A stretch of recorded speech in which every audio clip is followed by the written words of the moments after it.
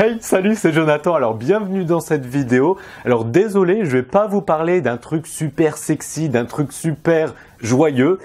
Je vais vous parler d'un truc qui fait un petit peu peur, mais qui peut se passer dans les mois ou années à venir. C'est la prochaine crise financière qui va faire extrêmement mal aux personnes qui épargnent de l'argent, les personnes qui ont de l'argent sur leur livret A, leur PEL, leur LEP ou des gens qui ont une assurance vie, qui ont de l'argent dans un fonds euro, qui ont des obligations ou qui ont des actions dans le Nasdaq, le CAC 40, bref, tout ce qui est marché financier en règle générale, ça va prendre cher dans les mois et années qui viennent, puisque d'après plusieurs spécialistes, économistes et analyses, il va avoir une crise financière à venir. Donc, je vais vous dire dans cette vidéo où il vaut mieux éviter d'être, parce que ça peut être très risqué vu ce qui va se passer, et où il vaut mieux plutôt se placer, plutôt investir son argent pour protéger son capital, garder son pouvoir d'achat et même le faire fructifier, pendant que tous les autres se font plumer. Donc avant que je vous révèle tout ça dans cette vidéo, eh bien vous pouvez ne plus rater mes vidéos d'information sur tout ce qui est placement en cliquant sur le bouton en bas à droite de cette vidéo, le bouton s'abonner pour vous abonner à la chaîne YouTube et recevoir mes informations sur les placements plusieurs fois par semaine, sauf quand je prends des vacances. Et deuxième chose, eh bien si vous voulez des formations gratuites, des vidéos gratuites exclusives pour savoir comment faire fructifier votre argent, eh bien vous avez un lien sous cette vidéo où vous avez le lien ici sur le i comme info. Alors, avant que je commence, eh bien je dois vous dire qu'en 2008, c'est la dernière crise financière qu'on a connue. 2008. Est-ce que vous savez pourquoi il y a eu cette crise financière en 2008? On appelle cette crise la crise des subprimes. Pourquoi? En fait, pour faire très simple, c'était les banquiers qui prêtaient de l'argent à des gens qui n'avaient pas les moyens de rembourser. Et ça, ils l'ont fait de façon énorme. Donc, ils ont prêté énormément d'argent à énormément de personnes qui n'avaient pas les moyens de s'endetter, qui ne pouvaient même pas rembourser la banque.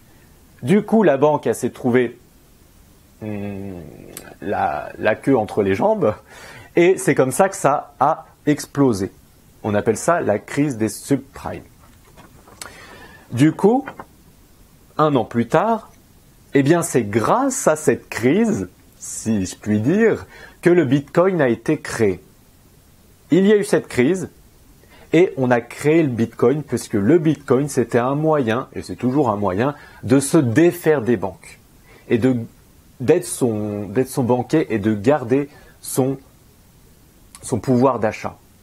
Et c'est pour ça que le Bitcoin a été créé. Donc je vous dirai tout à l'heure, dans un instant, si je pense que le Bitcoin va s'effondrer comme tout le reste du marché ou peut-être va se stabiliser ou à la rigueur va augmenter. Je vous dis ça juste après. Mais avant ça, eh bien, je dois vous dire pourquoi les spécialistes, les économistes, les analyses prétendent qu'il va y avoir une crise dans les mois ou années à venir. Eh bien, la première chose, c'est l'inflation. L'inflation, c'est quoi? C'est le coût de la vie qui augmente, c'est la perte de valeur de notre monnaie aujourd'hui. Donc déjà, il faut prendre les bases.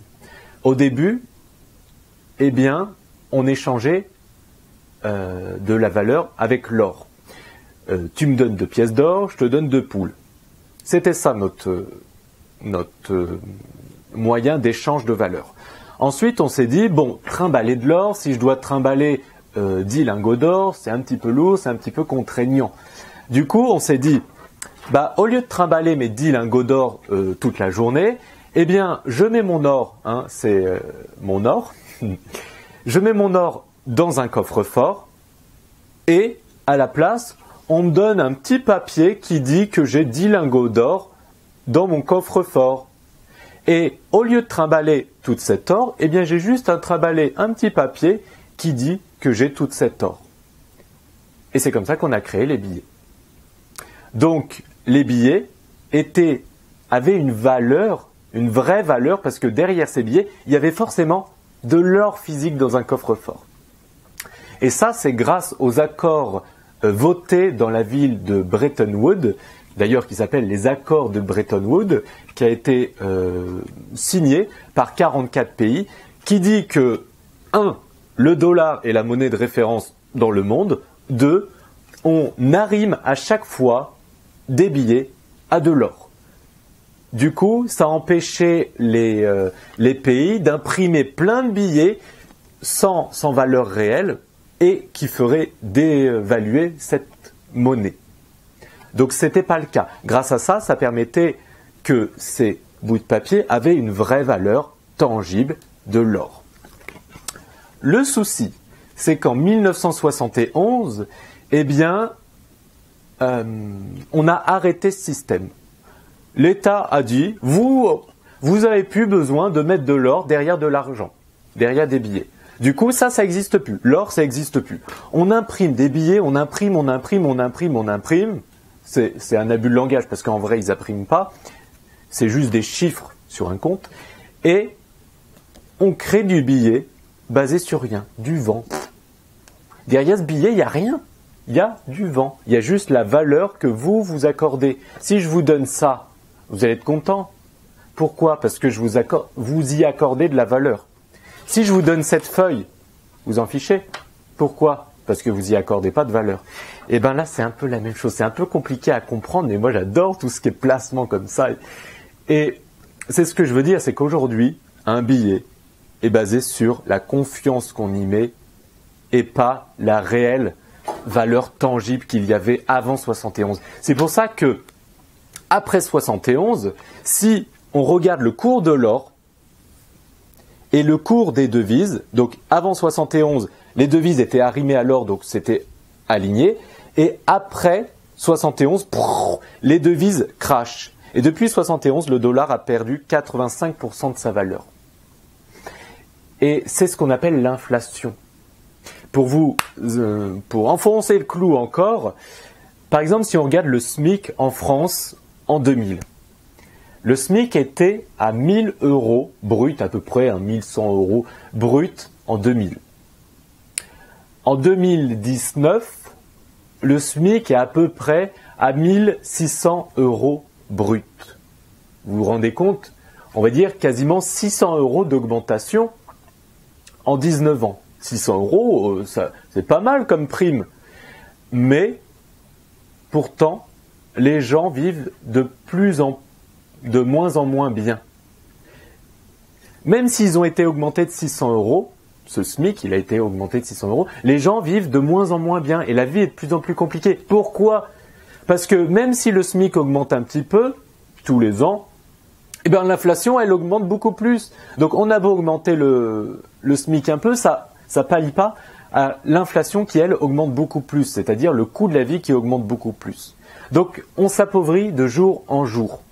Laisser son argent sur son livret A ou dans un compte PEL ou je ne sais où, en billets, eh bien ça perd de la valeur. 5 € aujourd'hui vaudra rien dans 10 ans ou dans 5 ans. Bon, vous avez compris.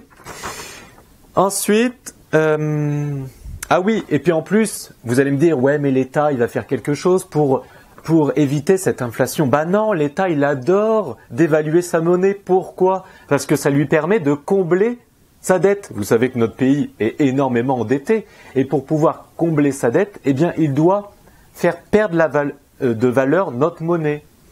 Donc, plus ça va aller, plus tout le monde va s'appauvrir. D'accord? Mais il y a des moyens pour s'enrichir. C'est ce que je vais vous dire dans un instant.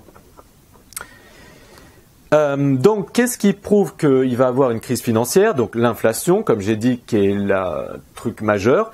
Il y a une activité économique réduite qui réduit très rapidement. Donc, ça sera une dépression et, du coup, l'inflation encore.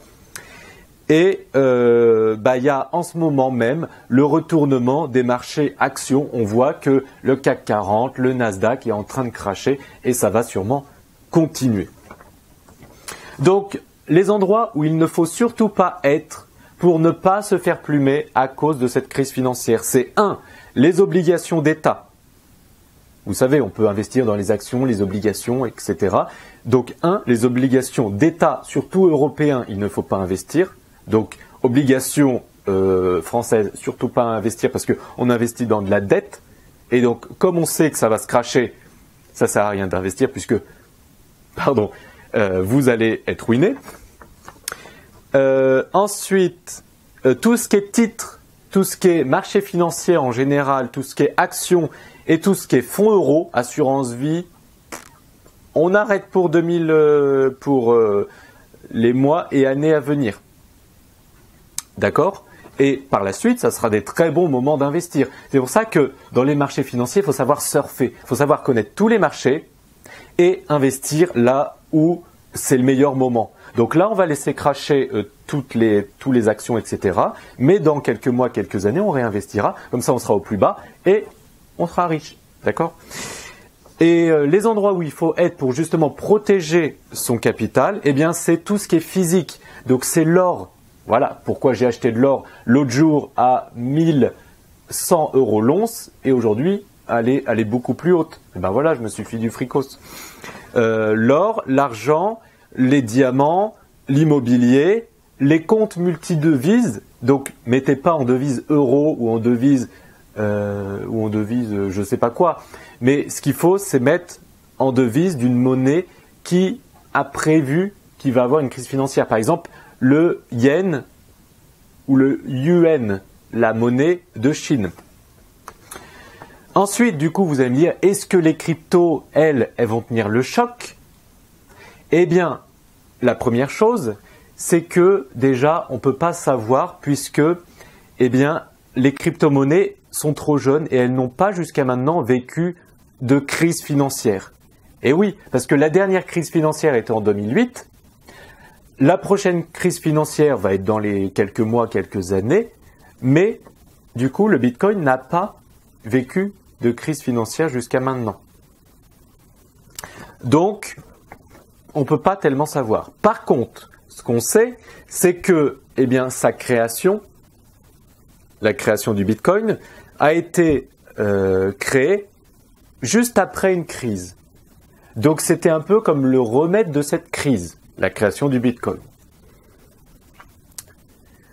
Donc, on pourrait induire que si vous, qui m'écoutez en ce moment, vous avez par exemple 10 000 € sur votre livret A, et que dans quelques mois ou quelques années, il y a cette fameuse crise financière et que l'euro perd de sa valeur énormément, et que du coup le cours de la vie augmente énormément, est-ce que vous allez laisser votre argent sur votre compte bancaire alors que vous savez que vous perdez de l'argent constamment si vous laissez vos 10 000 € sur votre compte?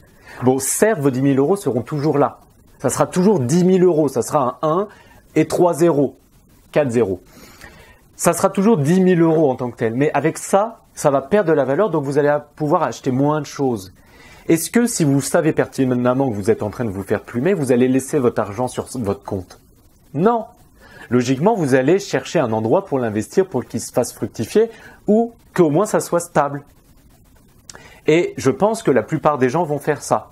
Ils vont investir dans l'or, dans l'argent, dans le diamant, dans l'IMO ou dans des comptes multidevises. Ou peut-être, c'est ce que je fais moi, c'est investir mon argent dans les crypto-monnaies.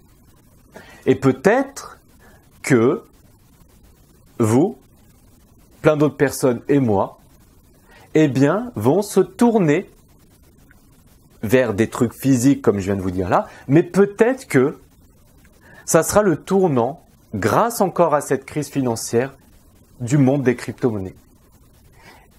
Et peut-être que, grâce à cette prochaine crise qui arrive, le monde de crypto-monnaies va être lancé. On ne peut pas savoir, ça peut être du tout ou rien, ça peut être du coup de poker, mais je suis intimement convaincu que le monde des crypto-monnaies peut être un remède à ces crises financières. Voilà, c'était Jonathan. On like un petit peu, on s'abonne beaucoup. Vous pouvez cliquer sur le lien sous cette vidéo pour vous inscrire et faire fructifier votre argent. Et je vous dis à très bientôt dans une prochaine vidéo. Et si vous restez jusqu'à la fin de cette vidéo, marquez en commentaire, please, crise financière, pour remercier les gens qui sont restés jusqu'à la fin de cette vidéo. Allez, ciao ciao!